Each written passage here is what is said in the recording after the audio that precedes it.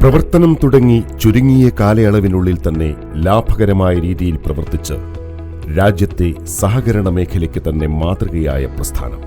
കോഴിക്കോട് ആസ്ഥാനമായി പ്രവർത്തിക്കുന്ന pride credit cooperative society ഇന്ത്യയിൽ 16 സംസ്ഥാനങ്ങളിൽ പ്രവർത്തനാനുമതിയുള്ള കേന്ദ്ര സഹകരണ മന്ത്രാലയത്തിന്റെ കീഴിൽ പ്രവർത്തിക്കുകയും 43-ൽ പരം ബ്രാഞ്ചുകളും 100,000-നടുത്ത് മെമ്പർമാരുമുള്ള പ്രൈഡ് ക്രെഡിറ്റ് കോഓപ്പറേറ്റീവ് സൊസൈറ്റി കഴിഞ്ഞ 3 വർഷമായി ലാഭകരമായി പ്രവർത്തിക്കുകയും 2024-ൽ നടന്ന വാർഷിക പൊതുയോഗത്തിൽ കേന്ദ്ര സഹമന്ത്രി ശ്രീ സുരേഷ് ഗോപി അവർകളുടെ സാന്നിധ്യത്തിൽ വെച്ച് മെമ്പർമാർക്ക് ഓഹരി മൂലധനത്തിന്മേൽ ലാഭവിഹിതം കൊടുക്കുകയും ചെയ്ത സഹകരണ മേഖലയിലെ അപൂർവം പ്രസ്ഥാനങ്ങളിൽ ഒന്നാണ്.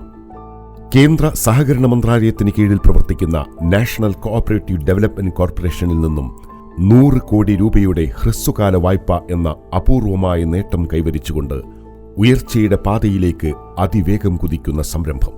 2021-ൽ നിലവിൽ വന്ന പുതിയ ഭരണസമിതിയുടെ മികവാർന്ന പ്രവർത്തനത്തിലൂടെ ക്രിയാത്മകമായ ബിസിനസ് വളർച്ച സ്വന്തമാക്കി സുതാര്യമായ ഓഡിറ്റ് സംവിധാനവും ചിട്ടയായ ലോൺ വിതരണവും കേന്ദ്ര സർക്കാരിന്റെ ഉൾപ്പെടെ പ്രശംസയ്ക്ക് കാരണമായി.